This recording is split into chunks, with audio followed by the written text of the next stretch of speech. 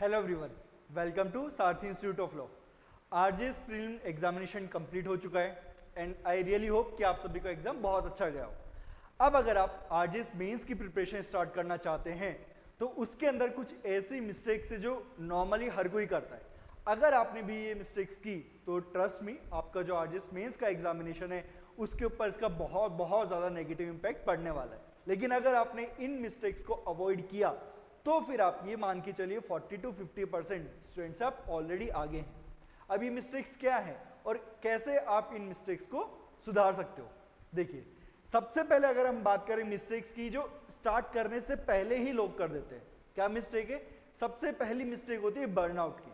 वो क्या होता है? देखिए, अभी अभी आपने आरजेएस प्रीलिम एग्जामिनेशन दिया है और देखिए, जब भी आप कोई एग्जाम देते हैं तो उस एग्जाम से पहले 2 से 2.5 महीने आप अपने 100% जो कैपेसिटी है उसके ऊपर परफॉर्म कर रहे होते हैं, यानी कि चीज़ों को रिटेन करना, फिर एमसीक्यू सॉल्व करना, ठीक है, अपना दिमाग लगाना। तो ये 2-2.5 महीने आप ऑलरेडी बहुत ज़्यादा मेंटली एग्जॉस्ट हो चुके हो और आपने उस पूरी प्रिपरेशन का एक्चुअल एग्जाम दिया है 27 जुलाई को। तो ये होता है आपका मेंटल बर्नआउट। अब अगर आपने आज से ही पढ़ना चालू कर दिया मेंस के लिए तो फिर यकीन मानिए आफ्टर अ मंथ आपका जो ब्रेन है वो आपसे ब्रेक मांगेगा, नहीं मुझे कुछ दिन का ब्रेक चाहिए, और उस टाइम पर आप ब्रेक अफोर्ड नहीं कर सकते। तो जो सबसे पहली चीज आपको ये करनी है कि जैसे भी आपने प्री एग्जाम दिया है, ये जो वीक है उसमें या तो आप प्रॉपर 100% तरीके से ब्रेक लीजिए, या फिर अगर आपको प्रिपरेशन स्टार्ट करनी भी है तो ये जो टाइम पीरियड है उसको आप सिर्फ और सिर्फ स्टडी मटेरियल को कलेक्ट करने में, स्ट्रेटेजी बनाने में लगाइए। इसमें एज सच कुछ भी प्रिपरेशन मत करो, क्योंकि ये जो टाइम पीरियड है ये आपको एक बफर जोन देता है आपकी प्रिपरेशन में।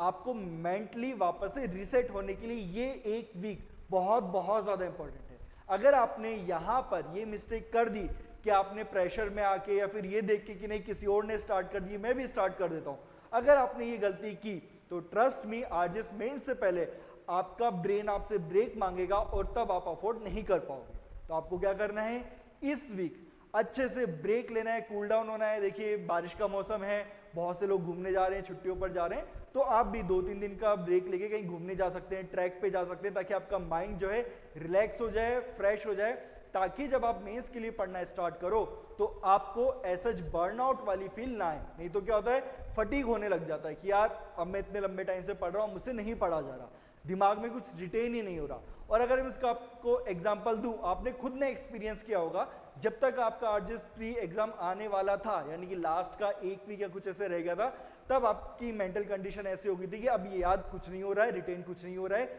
जो होना था वो हो गया, अब नया कुछ भी रिटेन नहीं हो पा रहा है। तो यही गलती आपसे मेंस में भी हो सकती है अगर आपने अभी ब्रेक नहीं लिया तो ये एक वो मिस्टेक है जो लोग प्रिपरेशन स्टार्ट करने से पहले ही कर देते हैं और फिर वो रेस से बाहर हो जाते हैं।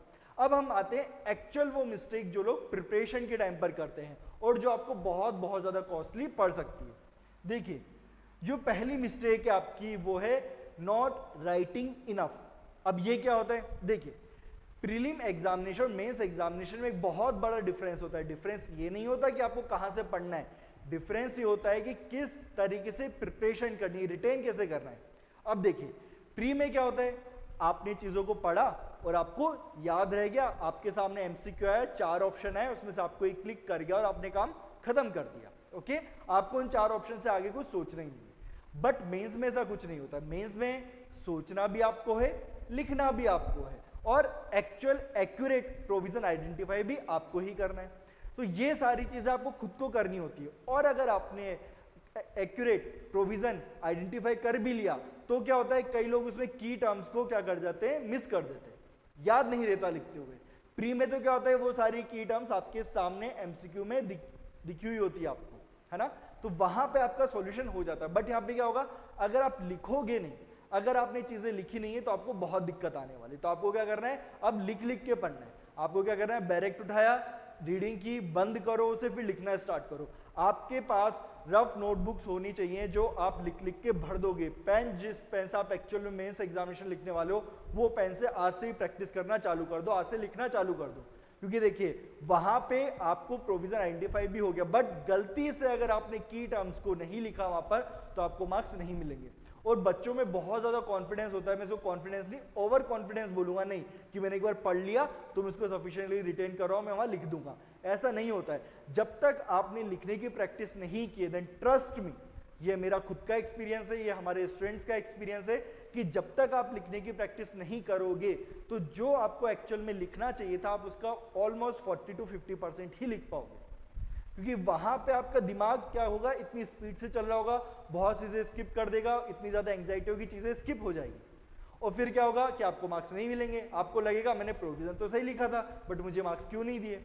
तो देखिए ये सेमेस्टर एग्जाम नहीं है कि आपको प्रोविजन लिखने की ठीक ठाक नंबर मिल जाएंगे, नहीं मिलेंगे। आपने जब तक कंटेंट अच्छा नहीं लिखा है, खुद को एक्सप्रेस सही से नहीं किया है, तब तक आपको मार्क्स नहीं मिलेंगे। अब जो दिक्कत आती है वो ये है कि देखो प्री के अंदर तो वही जैसे मैंने बोला एमसीक्यू सॉल्व करो काम खत्म करो, बट मेंस में आपको खुद को एक्सप्रेस भी तो करना है।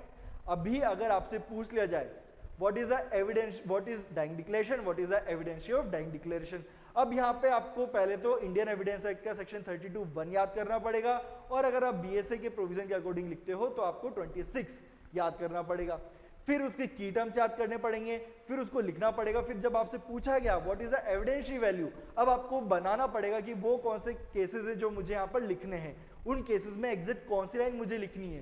तो ये क्रिएटिविटी आपको दिखानी होती है। और देखिए हमारी करंटली ये हैबिट नहीं होती कि हम लिख लिख के चीजों को तैयार करें, हम सिर्फ पढ़ते हैं। स्कूल टाइम तक होता था कि हम क्लास वर्क भी करते थे, होमवर्क भी करते थे, इसलिए हम चीजों को रिटेन अच्छे से कर पाते थे, लिख अच्छे से पाते थे। बट क्योंकि अब हम लिखने की प्रैक्टिस नहीं करते तो खुद को एक्सप्रेस नहीं कर पाते, और बच्चों को दिक्कत आती है कि जैसे ही उनको बैरेट के अलावा अगर एक लाइन भी लिखने के लिए दे दिया तो फिर उसमें वो भारी मिस्टेक कर देते हैं, है ना। कुछ और लिखना चाह रहे हैं, कुछ और लिख देते हैं। फिर जब उनको कॉपी चेक करके दी जाती तो बोलते सर लिखते हुए तो हमारे दिमाग में कुछ और चीज थी, लेकिन जब हमने लिखा तो फिर ये कुछ और लिखने में आ गया। तो ये मिस्टेक बहुत ज्यादा होती है। इसका सॉल्यूशन क्या है, लिखो, जितना ज्यादा लिखोगे उतना ज्यादा आपको बेनिफिट मिलने वाला है। तो आपको फर्स्ट चीज जो ध्यान रखनी है वो क्या है, लिखना है। सब जितना ज्यादा लिखोगे उतना आपके लिए बढ़िया रहेगा। सेकंड मिस्टेक जो करते हैं, जो कॉमन मिस्टेक है, वो है कॉपी करना है एक दूसरे को, कि अच्छा ठीक है वो ऐसे पढ़ रहा है तो मैं भी ऐसे पढ़ता हूं, ठीक है ये वाला एक्ट उसने डिटेल में पढ़ा है मैं भी डिटेल में कर लेता हूं, अच्छा वो मुझसे ज्यादा नंबर आए हैं उसके प्री के अंदर तो उसने कुछ एक्स्ट्रा किया होगा मुझसे, मैं देख लेता हूं उसने क्या किया। ये गलती नहीं करनी है। आपको अपनी स्ट्रेंथ और वीकनेस को पता करके उसके ऊपर काम करना है, ना कि किसी और की स्ट्रेंथ और वीकनेस से खुद को डिफाइन करना। नहीं, आपकी क्या गलती है, आप क्या मिस्टेक्स कर रहे हो उनको आइडेंटिफाई करो। उसको आइडेंटिफाई करने में आपकी हेल्प कौन करेगा, आपकी मॉक टेस्ट सीरीज। आपने जिस भी मॉक टेस्ट सीरीज में एनरोल किया है आप वहां पर इंप्रूव कर पाओगे। वहां पे आपको you have to make sure कि आप जिस भी मॉक टेस्ट सीरीज में एनरोल करते हो वहां पर आपको कॉपीज चेक होगी, टाइम टू टाइम मिल रही है। सेकेंड थिंग, आपको रिव्यूज दिए जा रहे हैं उस कॉपी के अंदर एक्यूरेटली कि इस आंसर के अंदर आपने ये गलती की है, ये लाइन गलत लिख दी, ये लाइन सही लिखी। तो ये सारी चीजें आपको पता होनी चाहिए एक्यूरेटली। अगर आपको नहीं पता है तो बहुत बहुत ज्यादा गलती होगी। और उसके बाद आपको 1-on-1 सेशन मिलना चाहिए आपके मेंटोर के साथ, आपके टीचर के साथ, जो आपको बताएंगे कि आपकी स्ट्रेंथ क्या, आपकी वीकनेस क्या है। इसीलिए तो आप मॉक टेस्ट सीरीज में गए हो, अदरवाइज फायदा क्या है मॉक टेस्ट सीरीज देने का। तो ये चीजें आपको आपकी मॉक टेस्ट सीरीज बताएगी आपकी स्ट्रेंथ क्या है। और फिर आपको क्या करना है, किसी दूसरे को कॉपी नहीं करना है, खुद की स्ट्रेंथ पे काम करना है, खुद की वीकनेस पे काम करना है, तब जाके आपको इस चीज का सॉल्यूशन मिलने वाला है। और अगर मैं बात करूं मॉक टेस्ट सीरीज की, तो देखिए हमने एक मॉक टेस्ट सीरीज लॉन्च की है। हमारा मेंस आरजीएस मेंस का बैच जो है वो स्टार्ट होने वाला है 4 अगस्त से। उसके अंदर हम आपको क्या क्या फैसिलिटीज प्रोवाइड करवाने वाले हैं, उसके लिए आपकी सेपरेट आंसर राइटिंग क्लासेस चलेगी। उसके अंदर आपको बताया जाएगा कि कितने डिफरेंट टाइप के क्वेश्चंस है। पैटर्न तो देखिए 3 या 4 टाइप का ही पैटर्न बनता है पूरे आरजीएस के अंदर क्वेश्चंस पूछने का। तो कौन से 4 टाइप के पैटर्न है जो आपसे पूछे जाते हैं, उनको लिखना कैसे, हर एक पैटर्न की एक स्पेशल रिक्वायरमेंट होती है, तो उनको लिखना कैसे, ये सब आपको सिखाया जाएगा आंसर राइटिंग क्लास में। उसके अलावा आपको यहाँ पे एसे राइटिंग क्लासेस दी जाएंगी, टेस्ट सीरीज आपको दी जाएगी, और उसके अलावा आपको judgment writing and order writing की भी क्लासेस दी जाएंगी। तो ये सारा आप सबको कवर करवाया जाएगा हमारी मॉक टेस्ट सीरीज के साथ जो हमने मेंस बैच निकाला है उसके अंदर। और इसमें सबसे अच्छी बात यह है कि आपकी जो कॉपीज है जब वो चेक होंगी, पहली बात विदिन 2 to 3 डेज आपको चेक होके मिल जाएंगी।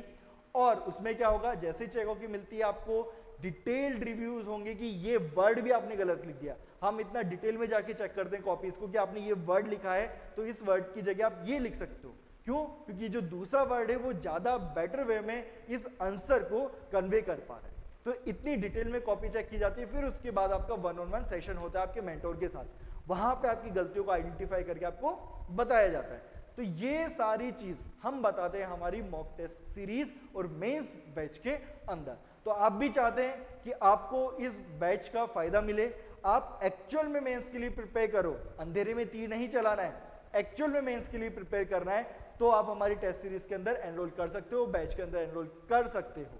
इसके अंदर आपको सारी फैसिलिटीज मिलेगी, आपको डेमो क्लासेस भी दी जाएंगी ताकि आप आइडेंटिफाई कर पाओगे अच्छा ठीक है क्या आपकी जो रिक्वायरमेंट है, क्या हमसे जुड़ के आपकी रिक्वायरमेंट फुलफिल हो रही है या फिर नहीं हो रही है। क्योंकि देखिए अगर आपकी रिक्वायरमेंट फुलफिल नहीं हो रही है तो फिर यहाँ पे हमारे साथ आपको जुड़ना उतना बेनिफिशियल नहीं रहेगा। इसलिए हमारे स्टूडेंट को बोलते हैं देखिए डेमो क्लासेस लीजिए और आइडेंटिफाई कीजिए कि क्या आपके लिए बेनिफिशियल है या फिर नहीं है। क्योंकि देखिए हो सकता है कि आपकी अप्रोच अलग हो, आपको लग रहा हो कि नहीं यहाँ से मुझे बेनिफिट नहीं मिल रहा है, तो उस वजह से आपको डेमो क्लास लेनी चाहिए। और वहीं पर at the same time just because आपका फ्रेंड कहीं और ज्वाइन कर रहा है या फिर आपको किसी ने बोला है कि वहां चले जाओ सब कुछ अच्छा होगा, नहीं, वहां पे भी जाइए, डेमो क्लास लीजिए, फिर खुद आइडेंटिफाई कीजिए। देखिए आप आने वाले टाइम में एक जुडिशियल मजिस्ट्रेट बनने वाले हो, अगर आप ये खुद के लिए ही खुद के फ्यूचर के लिए जज नहीं कर पाओगे कि कौन सी मॉक टेस्ट सीरीज मेरे लिए बेटर है कौन सी नहीं है, तो फिर आप कैसे अपने आप को एक अच्छा जुडिशियल मजिस्ट्रेट बना पाओगे। तो आपको क्या करना है, एक करेक्ट मॉक टेस्ट सीरीज आपको अपने लिए आइडेंटिफाई करनी है। बाकी अगर मैं आपको डिटेल्स की बात करूं इसके अंदर, जस्ट अ सेकंड,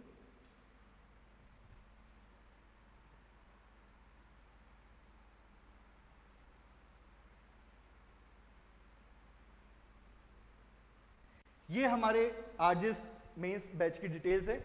इसके अंदर आपको जैसा कि मैंने बताया मेंस आंसर राइटिंग की क्लासेस दी जाएंगी, मॉक टेस्ट सीरीज दी जाएगी, जजमेंट राइटिंग सिखाई जाएगी और ऐसे राइटिंग, ये चारों चीजें आपको डिटेल में सिखाई जाएंगी और ये ऑनलाइन ऑफलाइन दोनों मोड में अवेलेबल रहेगा।